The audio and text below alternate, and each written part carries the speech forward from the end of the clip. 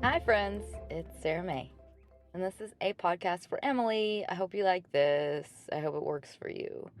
And it's kind of a follow up to the emotionally raw episode. And I guess it's about, I'm just calling it the pursuit of inner balance. And these are some tools for inner strength building.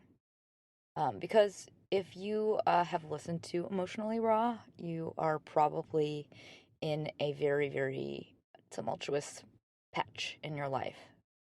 So, in a more pervasive sense, you're in a stage of reintegrating your knowledge of your life, of yourself, and also just healing from trauma.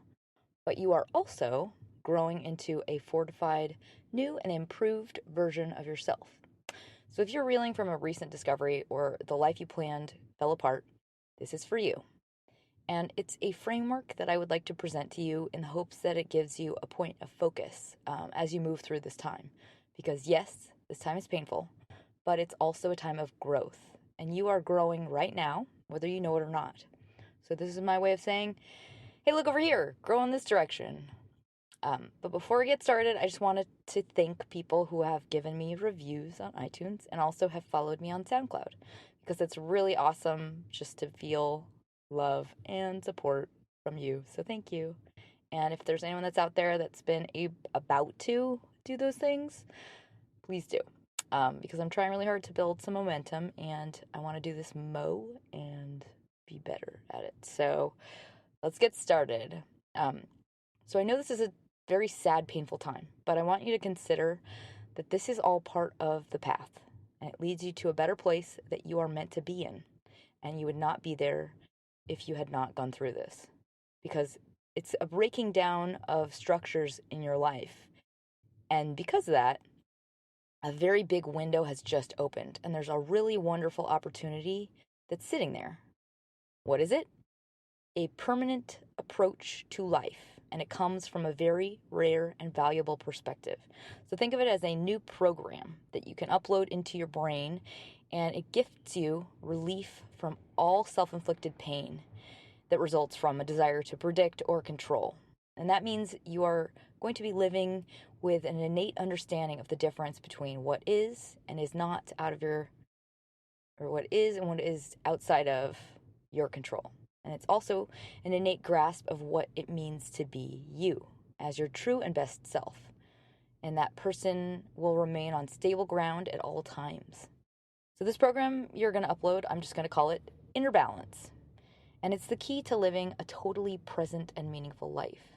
But many of us chase that grounded, squarely in self perspective, and we get trapped in just needing other things outside of us so badly that we can be crushed by the power they have over us. So the program of Inner Balance, it just takes the pressure off of life and allows us to be at peace with everything in all of its ups and downs, just with the knowledge that we can and will take care of ourselves.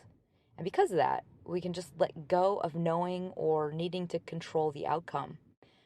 And it also comes with an understanding of, I guess, just the truth of ourselves. And it inspires us to maintain kind of a peak level of self.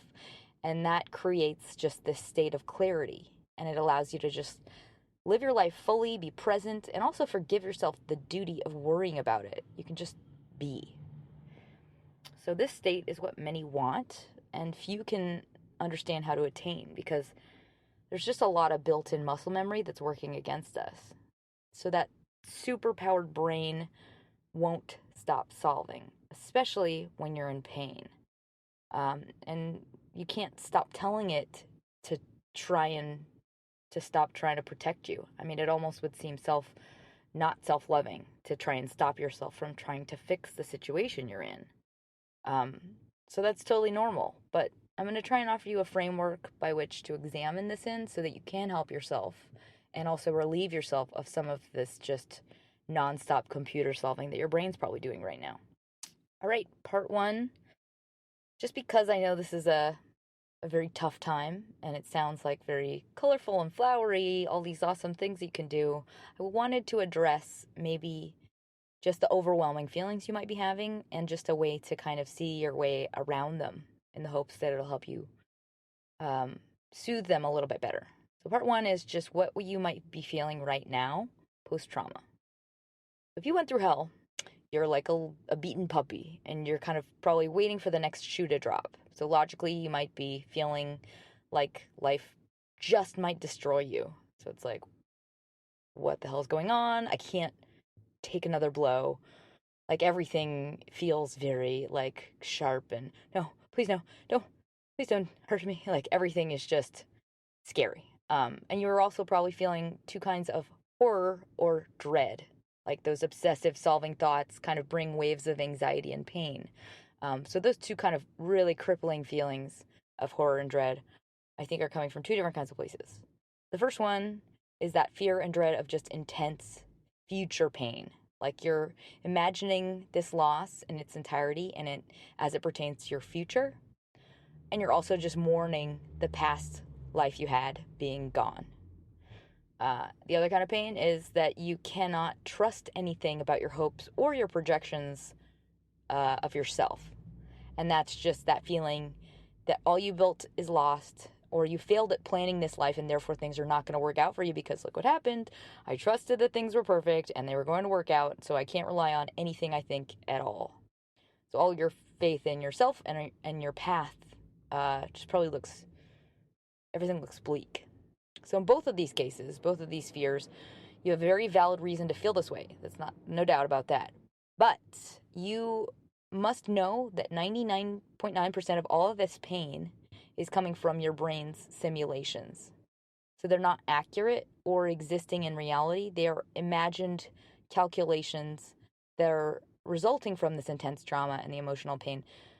But in the case of the fear of the future pain, the dread of the change and the loss that goes with it is actually you pre-planning for pain out of anticipation of it. But the actual pain itself that you are envisioning will not exist. You'll probably not feel that way in the future or be like the person you're envisioning. It doesn't mean you're not in pain, but the imagination you have of your future is you really just mourning the past that you were familiar with. That is the majority of it. Fearing you are going to lose familiar experiences. And your brain hates losing familiar experiences.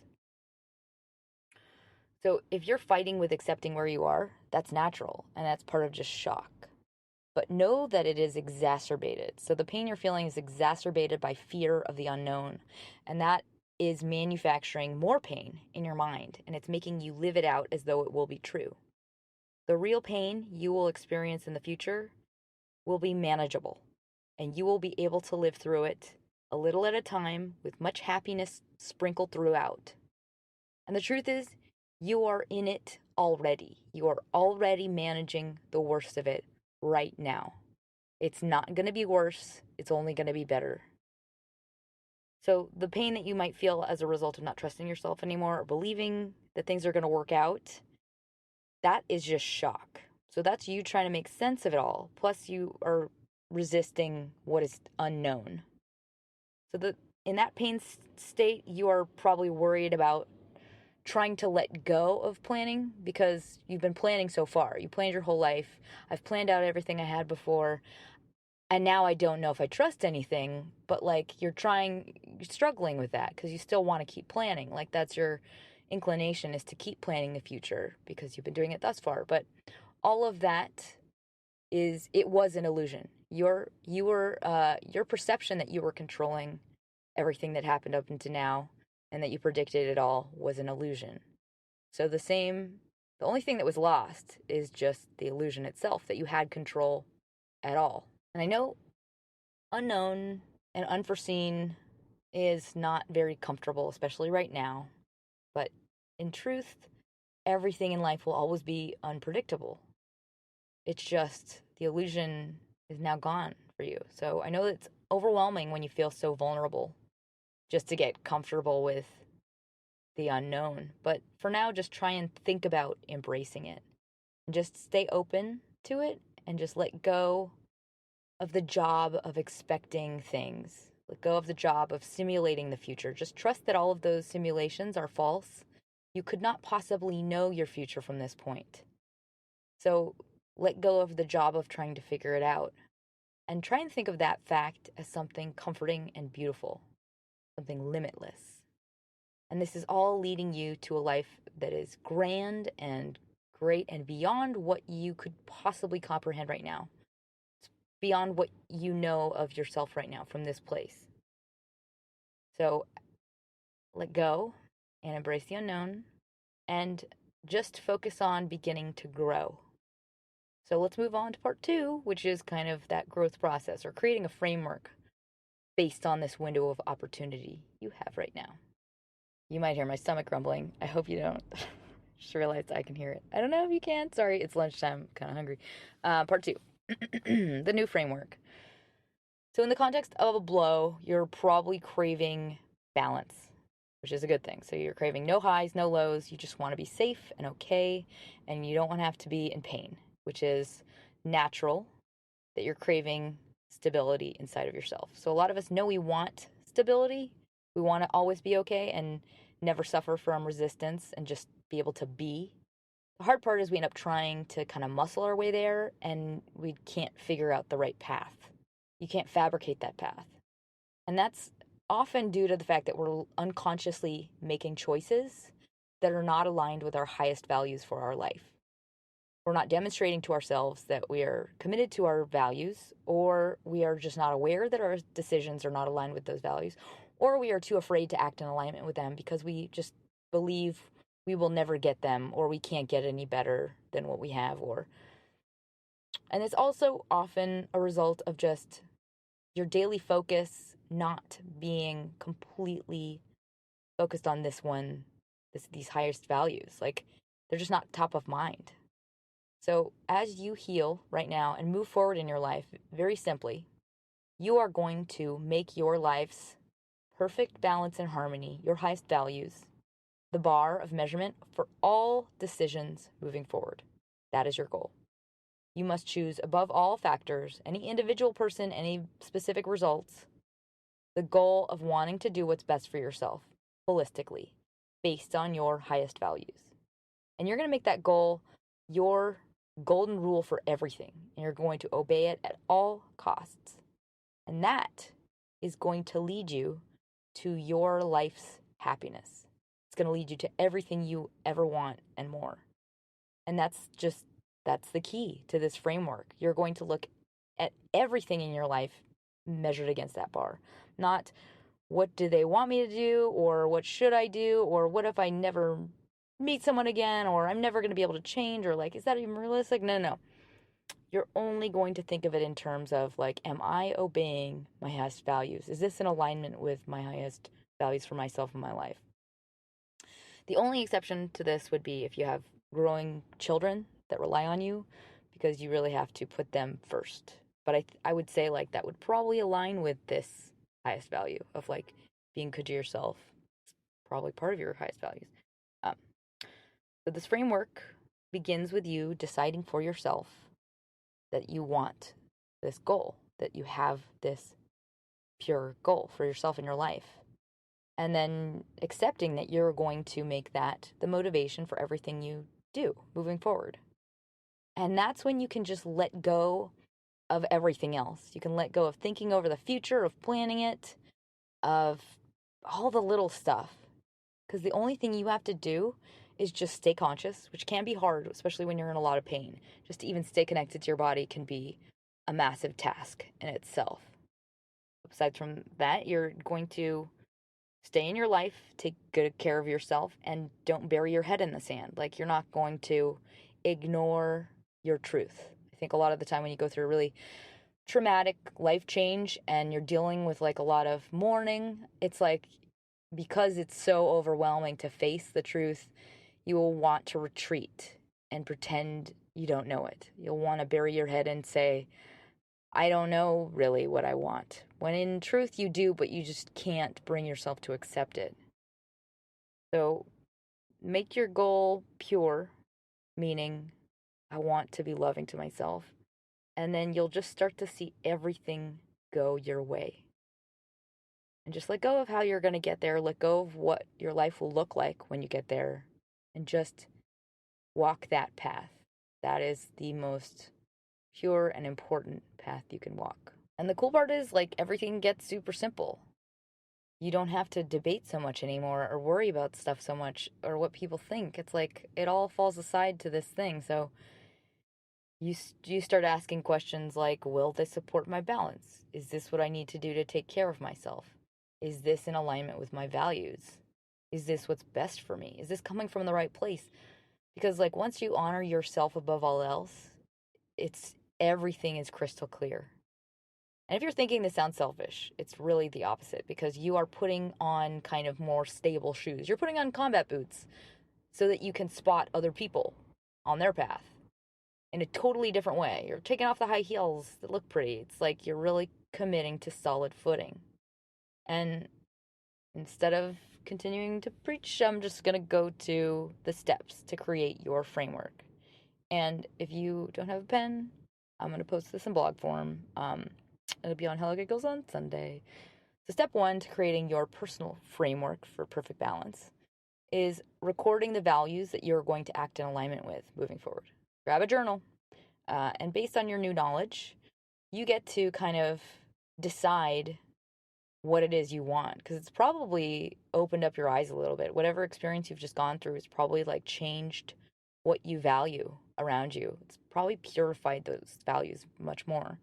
So you're going to write down in your journal like what it is you want for yourself, what's important to you. And that might include things like, if you're having trouble thinking about them, like, what did you not get in your life thus far and that you deserve, that you really want for yourself? Because you get to decide all of it moving forward. So you're just going to write a list of your highest values for yourself in your life, what you need, what you want, what is essential in others that you surround yourself with. And these are going to be your kind of personal priorities for this lifetime. The things might include health, chemical balance, honesty and trust, relationships that you can rely on, kindness, good treatment from others, mutual respect, relationships that value your time, your gifts, intimacy, understanding. So whatever they are, these values are going to become your guide for all your decisions. So everything's going to be decided by these. And it doesn't matter how long it is. I mean, you can make it 100 things long. I think mine's probably 13 pages long. Something like that. Okay, so that's the first part, write your framework. And step two is you're going to create a best self routine. And don't roll your eyes, but this is it's going to be a daily routine that supports your highest state of being. And it's just something that's going to allow you to feel sane, stable, empowered, chemically rational, and just you at your best, so energized. And it might take some fine tuning just to figure out kind of what works for you, meaning like what you enjoy, what works for your schedule, what soothes you, but also it's going to be tuned to these priorities. So, like, you might find that maybe you're going to be spending less time working because you have to fit in these other things that are more important to you. And don't worry about like kind of the push and pull of those other things moving out of the way. It'll all work out weirdly. Like, once you just start putting your attention where it's deserved, some other people will react, or some other things in your life will kind of react like, hey, why aren't you being the same? But it'll find its own, resting point that's just right. And this is way more important. This growth and change is way more important than other stuff. So just like a muscle breaks down when you work it out really hard, you have been broken down. And because of that, you can rebuild yourself stronger and better. So this is you rebuilding the muscle that is your true self at your resting state. And you're doing it with this daily practice. So as you create this best self routine, you're going to try and address all of the facets of yourself.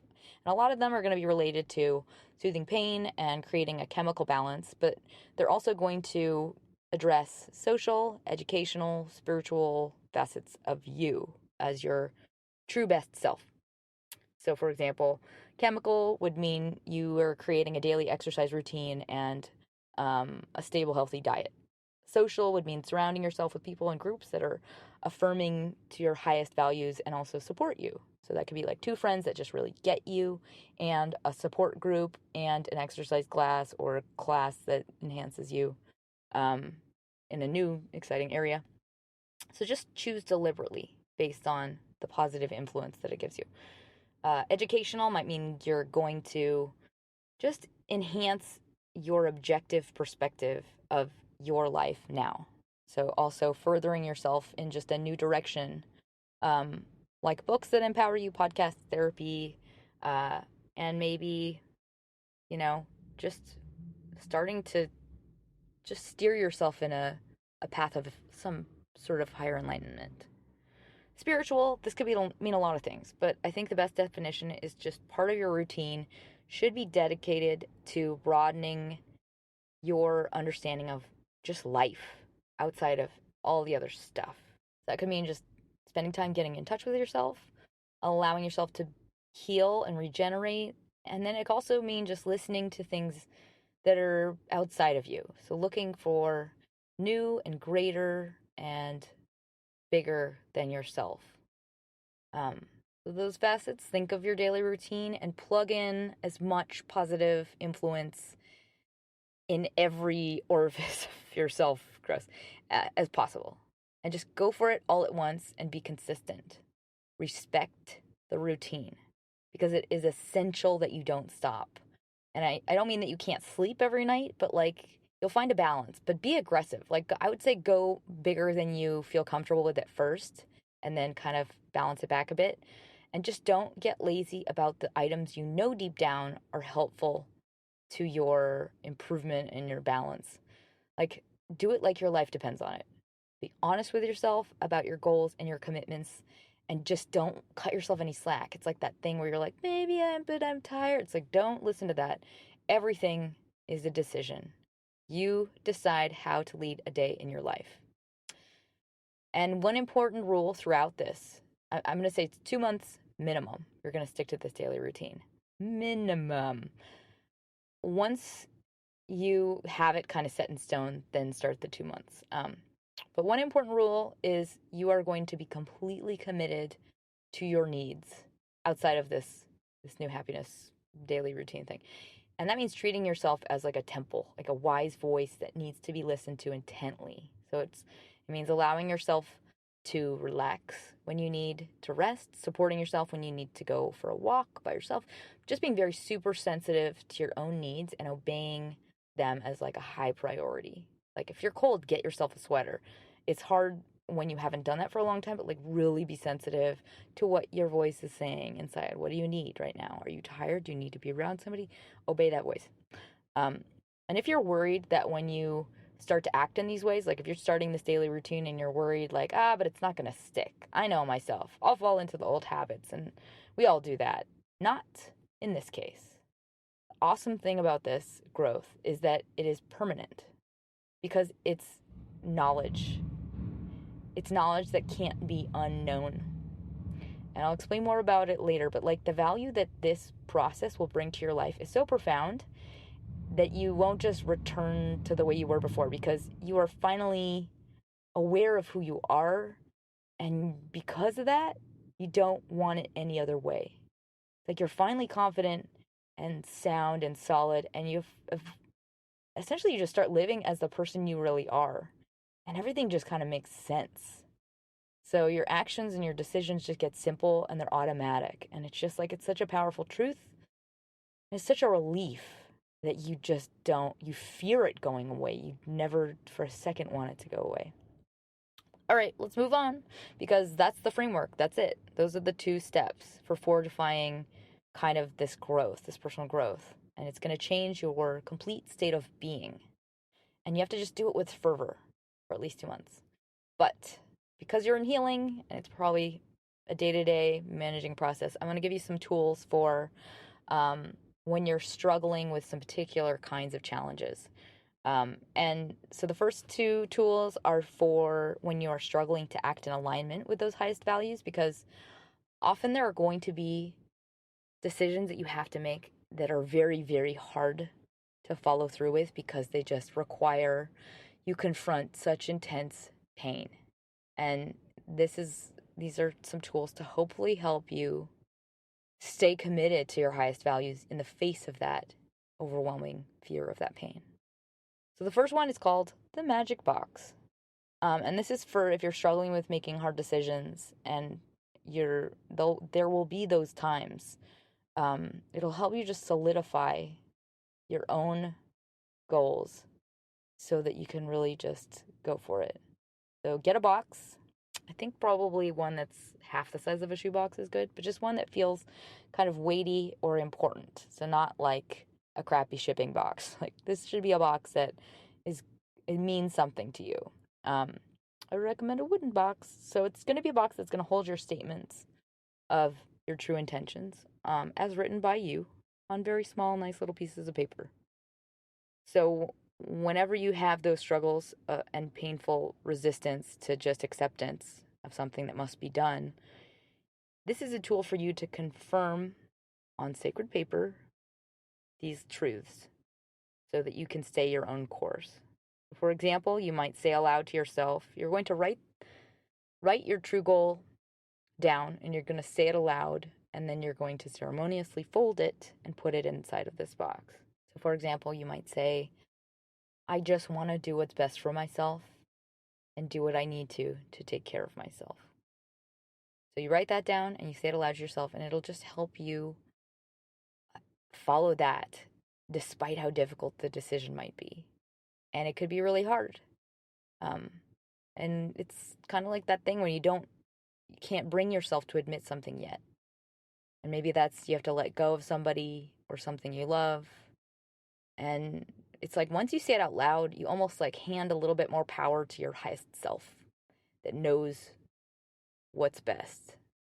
And your fear of loss is just fighting with that voice. So I know that ambivalence is what kind of drives us crazy. You're like, but I don't know if it's really what I want, but I'm going to miss it. I just can't. Like, I think we just think we can't, but we can't. And that's just fear and mourning. But once you let it go and you give the decision over to your highest truth and fate, and you embrace that as what is meant to be and just has to be, then you can finally let go and confront what is often very hard to confront. So it'll help you be strong and make sure you hear your own true goals loud and clear. So that's the magic box. Number 2 on this category is to play a new character. So this is a kind of a visualization tool for changing your mindset if you're just in a very tough state of wallowing or pain. And it's just like a video game. So picture like a video game, and you get to choose your character at the beginning of it. So you can choose to play as somebody else. So if you're in a very stuck position, you're going to choose a different role. And you have the power to assume a different perspective in your life. You can choose that. Because that in itself can change everything about how you're approaching your day. Quite literally, you tell yourself how to feel. And I know very painful, excruciating, overwhelming trauma is like almost impossible to manage. But even that, once you just kind of hit a button in your brain and say, I'm going to choose to look at it this way, it's like you can redirect your entire body. It's almost like that thing when somebody you know that's close to you tells you that they're sick, and immediately you're like, wait a minute, I'm sick now. Like it's the same kind of thing, but you're doing it in a positive direction. So you tell yourself how to be. If you're suffering and you are broken because you have a very good reason to be broken, you can choose to be that person that's suffering as a result of this instance in your life. And you can focus on the fact that you are totally deserving of suffering and tears because just is so major. Or you can laugh at yourself and how amazing this pain is, but be a tough and strong conqueror. Like relentless and aggressive about healing. In a lot of pain, like a shit ton of pain, pardon my French, but you're like the marathon runner that's like got mud in their face, their makeup's dripping down their face, and you're yelling, yep, I am filthy, exhausted, my feet are bleeding, and this blows, but I'm gonna finish this, mother. It's new character, it's that tool. Okay, and then the next section I have just a couple tools for ambivalence, because I think ambivalence is like one of the most torturous states a brain can put you through. It's like, oh my God, you can't even stop it. It's like a broken record that just makes you want to stab pencils in your ears. That's gross. Anyway, so the first one's called the emo loaf of bread. And this is like a visualization for if you are in just a nonstop torturous state of ambivalence and you're like, I need to figure this out and like what's the answer, and I've talked to everybody I know, I still don't know if it's the right thing to do. That's when you pull out the emo loaf of bread, and you basically have to picture yourself as a piece of dough in an oven. Yes, you are in pain, but you are still baking, and you're growing from dough into a perfectly shaped loaf of bread. So you're rising, expanding, and the crust is going to eventually be crispy and perfect. So if you start to notice yourself spinning, like your brain spinning in solving mode, it's because you're in the discomfort of the unknown and you just want that pain to be over because this oven is really hot. But you can't skip the baking process. Emotions are not rushable, so they must be processed by all of you, not just your computer of a brain. So, in other words, your truth is not finished yet. It's not resolved. Like all of you hasn't figured it out yet. It's not going to be just your brain. It's not going to be just based on information. Your emotional being is processing still. So you just need to take a step back. So soothe your physical self. Remind yourself it's not baked yet.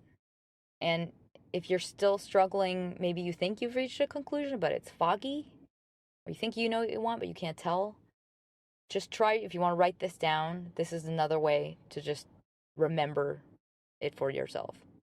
You can't think, you can only know. When you know something, it's clear and it's resolute, and you feel it in your gut, like in the pit of your belly. It's undeniable and it's heavy. So if you're struggling with hearing your own voice and you don't know where it's coming from, just try sensing what part of your body it's coming from. If you feel it in your belly and like it almost has like this heavy weight to like makes you want to bend over, that's a truth. If it's coming from your head and your head's still trying to figure it out or define it or polish it off, that ain't it. So if you're still trying to decide, you need time. It's probably your brain just wanting to solve it for you to get you out of the pain. But the truth doesn't need encouragement. It just needs soothing and strengthening and support so that you can accept it bravely. So if you're not ready, you're not ready. But it helps just to have really supportive people outside of the situation who love you and can support you, just to give you reinforcements so that you are capable of accepting a truth. And just having tethers to the outside, it's just so essential. And even just understanding that you are in a state of ambivalence and you're still processing just has a powerful effect on relieving the ambivalence. Just to remember, like, oh, wait, I'm still not done processing. Like, I find myself whenever I'm like trying to solve something, I stop and say, I have to take a step back because then I'll be able to know it. Like, the other recesses of the back of your brain need their time processing. Like, I'm distracting them by trying to think it through. So that's the first one in this category of ambivalence. The second one is wise mind. And I think I've talked about this one before, but it's a good one. And this is actually for spinning of all kinds. So I think when you're emotionally triggered, it's like you can't find anything to hold on to. Like you can't figure out when you're emotionally overwhelmed, you're just like, everything's terrible. What's going on? Like, oh my God, I'm going to lose my mind. It's like everything is just, you're raw and it's overwhelming. So this is a tool to help you get back to just a very calm and rational and also aware sense of your own feelings. So you have to do it on paper, but basically you draw two big circles, I think on an 8.5 by 11 sheet of paper, two giant circles that overlap in the center. And so that they have enough, each one should be equal area, like the left side, the middle, and the right side. So over the right side, you're going to write emotional. And then on the left side, you're going to write rational. And in the center, you're going to write wise. So inside of the little area on the left side, you're going to write rational statements about your life. So things like, today is Sunday the 15th of February. I am 30 years old. Or I am in my house a room with my bed in it, or stuff like very concrete, rational information. On the right side, you're going to write in your feelings, the basically the overwhelming emotional stuff. So things like I'm devastated, or I'm afraid to be alone, or I am so hurt by this person, whatever it is. And then I think those things will fill up pretty quickly. Probably the emotional side is going to fill up pretty quickly, but like try and go back and forth between the two of them. And after a while, you are going to be able to fill in the center. And that center is going to be the result of both of those sides. And it's basically your truth based on your feelings and also reality. And the process itself of filling in rational and emotional is just going to help you get more grounded and remember that you're okay. In the middle, it might take you a while and it might be confusing just to figure out what goes in that center, but they should be basically things about just your true feelings based on where you are right now. So things like, I have a good job, or I have friends who love me and support me, or this is one day in my life and I am a smart and capable person. I am taking care of myself. I know how to take care of myself. I have much life to live. I have strong goals. This is a tough time, but it will pass. You basically want to figure out or deduce your truths, your emotional truths, based on just the process itself. Um, and those are the tools. I hope you like them. So, in closing, I just want to say you are in the worst of it right now. The fear you feel over the future or of the past that's lost or what may or may not be, you're already in it. So there's nothing to be afraid of. So most of the feelings that you are suffering from is just the mourning. It's the mourning process you need to go through. So like that devastating, like, can this be really true? Does it have to be true? Like all the fighting, it's like you're just processing, you're mourning what has happened already. You're mourning this whole situation. So don't be afraid of what is to come. You're already in the worst of it and you're moving through it.